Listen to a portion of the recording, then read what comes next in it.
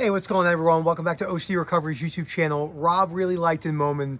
They liked the video in the garden I did about my sensory motor journey.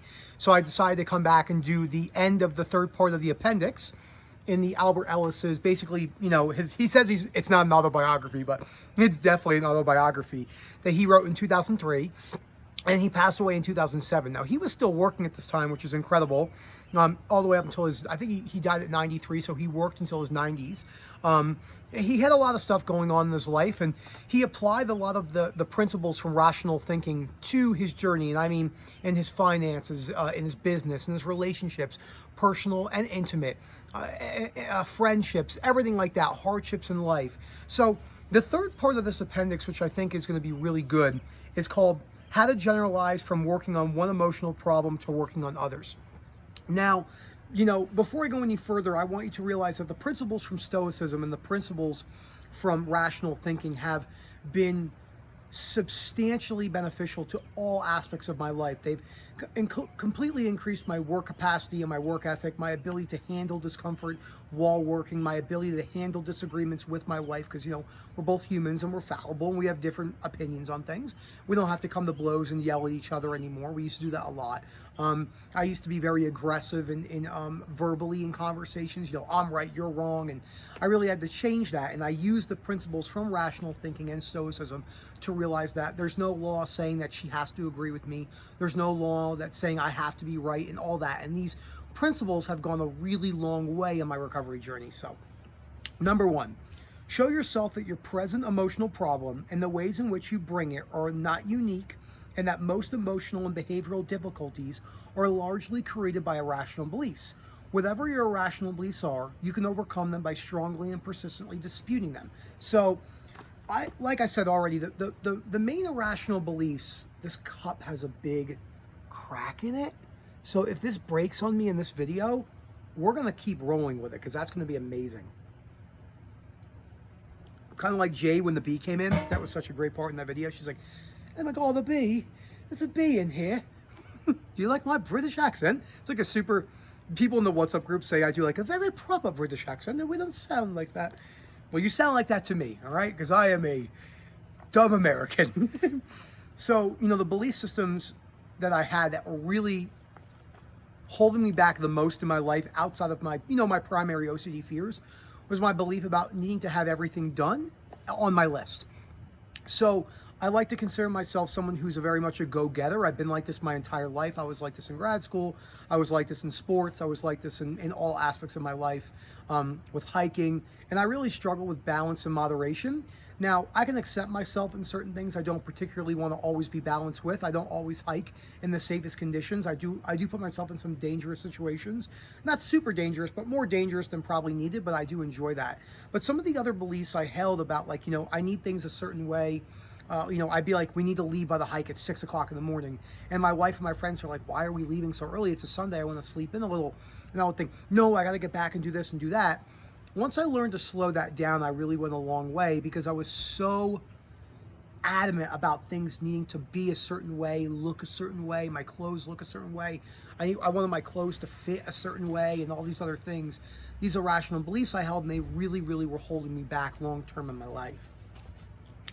Number two, recognize that you tend to have three major kinds of irrational beliefs that lead you to disturb yourself, and that the emotional and behavioral problems that you want to relieve fall into one or two or three categories. Number one. Now, these are the three irrational beliefs that we use in rational thinking to apply to all the different fears, but I just want to go through them again, or maybe you haven't heard them. I must do well and have to be approved by people with whom I find important.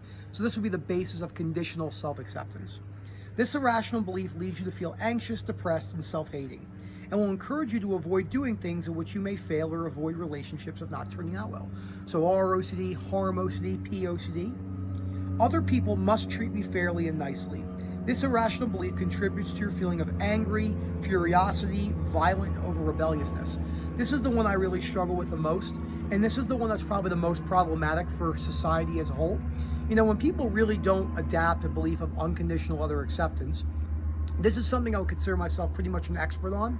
I had to really educate myself on my irrational beliefs surrounding my anger because I had a lot of anger. And I used to think that, A equals C, activating event or what someone says equals C, my emotional consequence. That person said that, so that means I'm angry because of what they said. But that wasn't the case. The case was I had an irrational belief about what they were saying.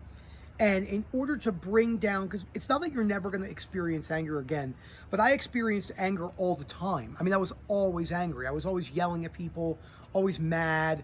I don't know if I can see, the dogs are looking at me through. They're like, can I please come out there? No, you can't. I'm out here with my heart mug, all right? By myself.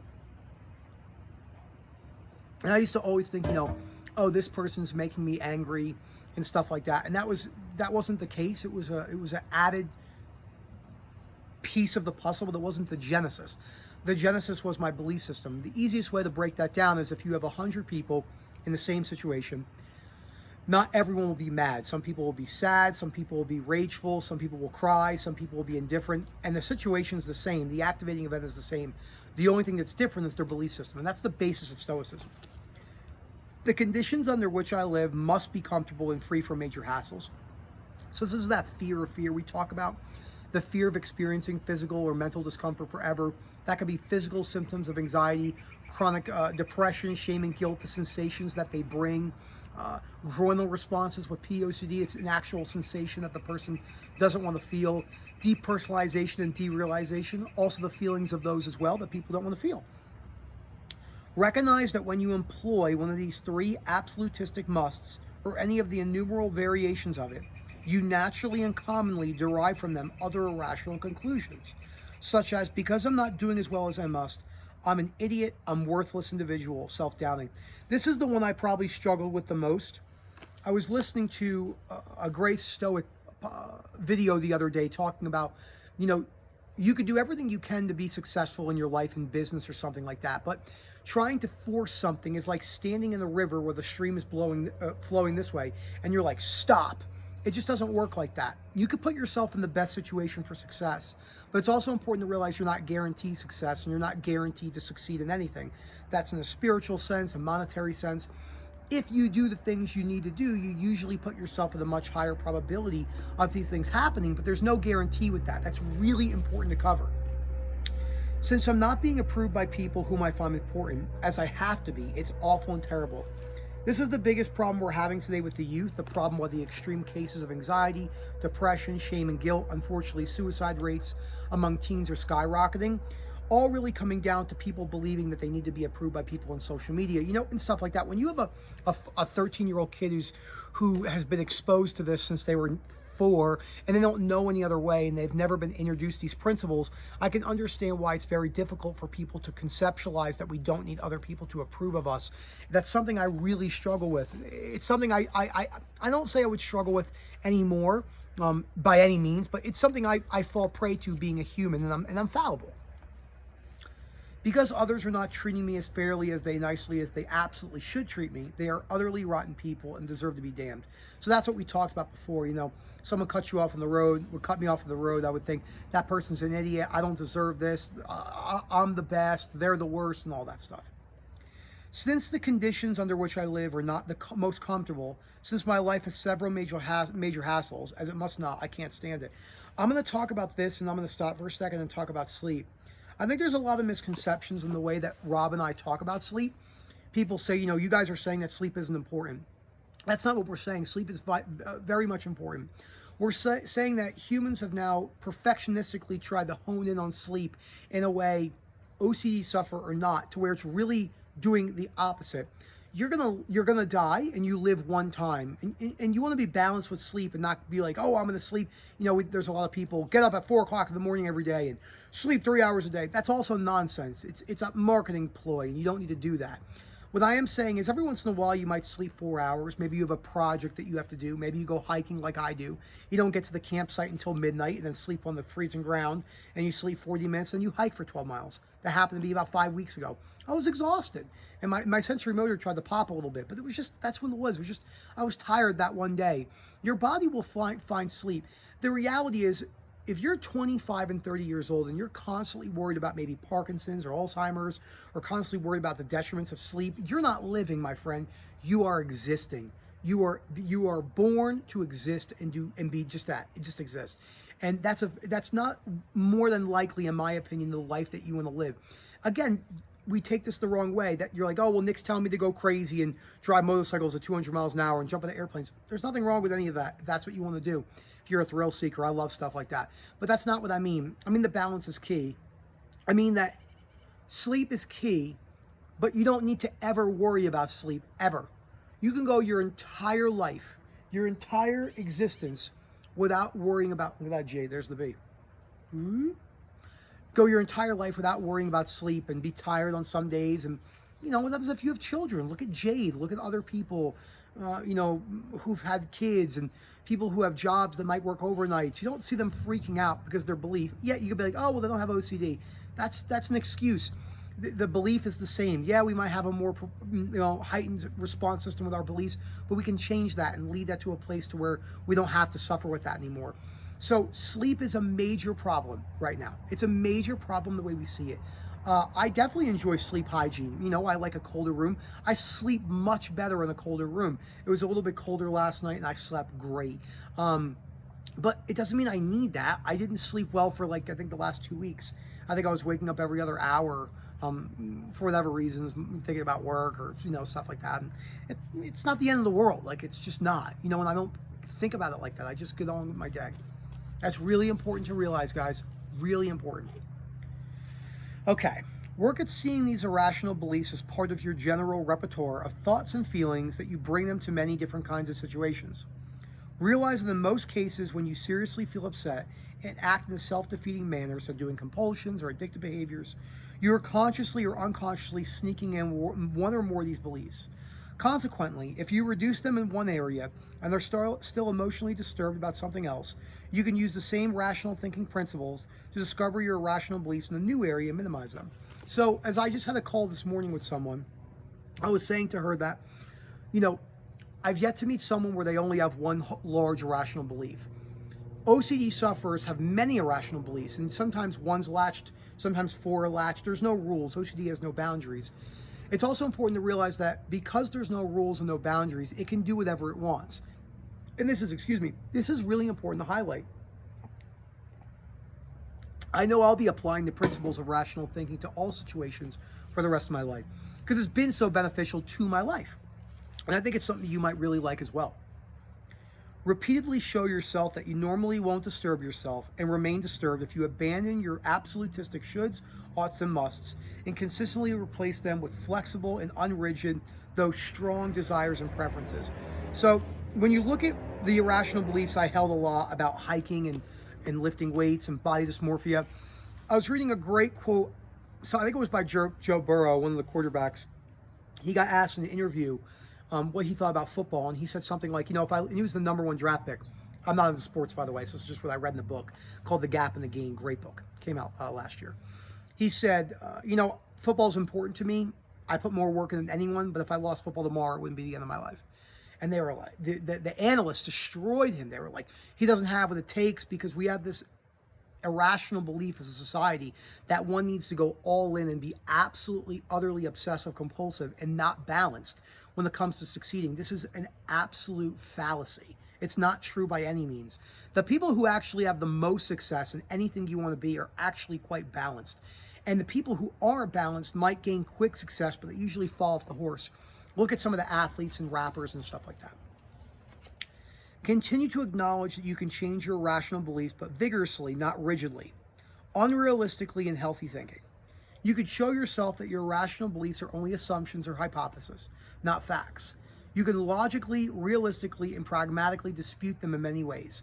So I know the thing for myself was I definitely thought that if I wasn't in shape, if I didn't look a certain way, that I would be worthless. If I was fat or if I was skinny, I would be worthless. I really struggle with that conditional self-acceptance. And again, you know, even though sensory motor was a large part of my journey, this took the back seat. And once I've recovered from sensory motor, this kind of shot up big time. So it is really important to realize that, you know, you more than likely will experience different things along the journey. It will morph and move around. That's what it does. Let's see what the last one was. There's one I wanted to read. Let's read the last two. I think these two are really good. Try to set yourself up with some main goals and purposes in life. Goals you would very much like to reach, but you never have to reach them, and you must not, and absolutely must reach them.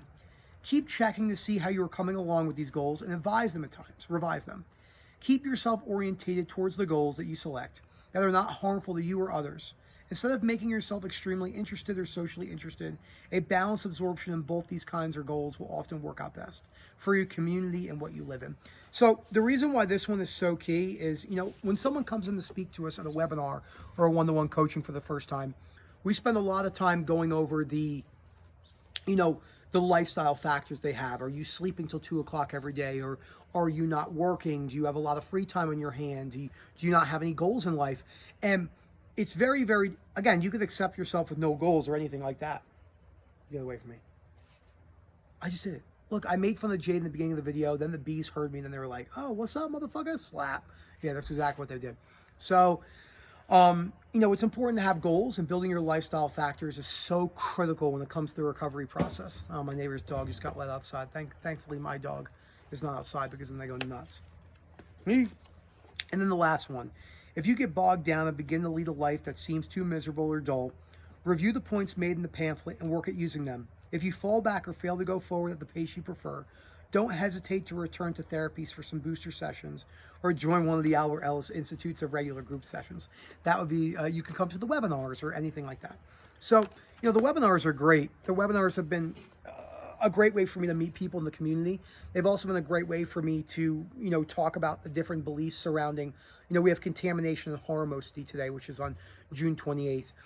If you're interested in one of the webinars, you can message phil@ocdrecovery.com. Again, that's phil@ocdrecovery.com. And you can find out more about the webinars. If you go to a webinar, you get access to the WhatsApp groups. We have the free Facebook group with almost 17,000 members. So we have a lot of things going on at OCD Recovery, a lot of really cool stuff. So yeah, I hope you guys enjoyed these last couple of videos where I've been going through and breaking this stuff down. This book was one of the best books I've ever read in my life. He did a really good job at breaking down, some of these really irrational beliefs. Like, I'll read you some of the chapter names, like coping with my poor eyesight, coping with my sex shame and other shame. Let's see. The censorship of my first PhD thesis, because remember, Albert Ellis was very liberal in his sexual philosophies, and this is back in the 40s and 50s when it was pretty much not in that way. Coping with my irritability and my anger, talking about unconditional other acceptance. Conducting my lifelong battle with diabetes. He had that bad, he had really bad diabetes. Coping with my parents' divorce. How I used my social failings to become a real philosopher. That was a really good chapter. Succeeding in spite of neglect and opposition. It's a really good one too. An example of where the principles of rational thinking have helped in my personal life. So this is a really, really good book. And let's remind you, this is after he wrote 75 books and have published 800 papers. The principles from rational thinking and Stoicism were really the basis of all the different types of ways we look into people's irrational beliefs and all different ways of coaching and, anyone that you're working with or anything like that. So thank you so much for watching this video. I think the next couple videos I'm going to talk again about my journey, different insights I've had. And maybe I'll go back and talk about my childhood because that's not something I talk about a lot. So thank you so much for watching. Don't forget to subscribe, hit that like button. And as always, have a great day.